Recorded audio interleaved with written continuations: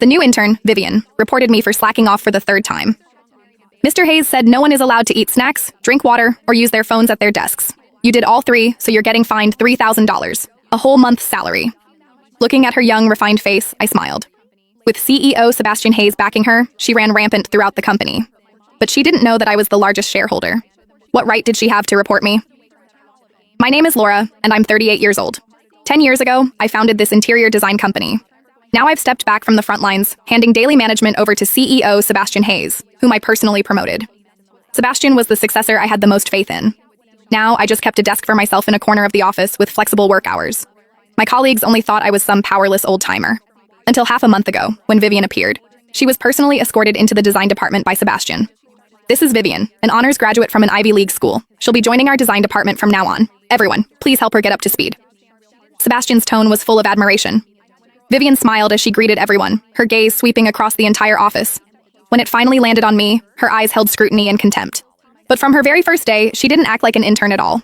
She complained the company-issued computer was outdated and demanded the latest model. She complained the coffee beans in the break room weren't good enough, and the next day had a colleague go buy freshly ground Blue Mountain coffee. When people whispered about it, she heard them and just smiled faintly. Mr. Hayes says good ideas need a good environment. We can't cut costs on these small things. She really was quite clever. She quickly gathered a group of young designers as arrogant as herself. Toward us, old employees, she showed nothing but disdain. In front of everyone, she said my design philosophy was too outdated, can't keep up with the times.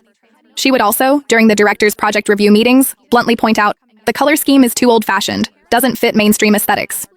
At first, I didn't pay much attention. I even helped her once. One time, there was an urgent project.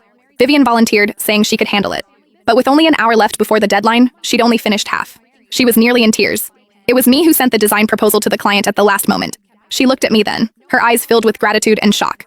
I thought that after this incident, she would at least change her attitude somewhat. I was wrong. The next day, I overheard her conversation with someone else. That Laura is nothing special, just has a bit more experience, that's all. The other person chimed in. Exactly. I heard she's just an old employee coasting by, relies on her seniority and slacks off at work all day. Vivian laughed lightly, her tone full of superiority. Don't worry. The company won't keep supporting deadweight like that forever. Mr. Hayes said the future belongs to us young people. Those who can't keep up with the company's development will be eliminated sooner or later.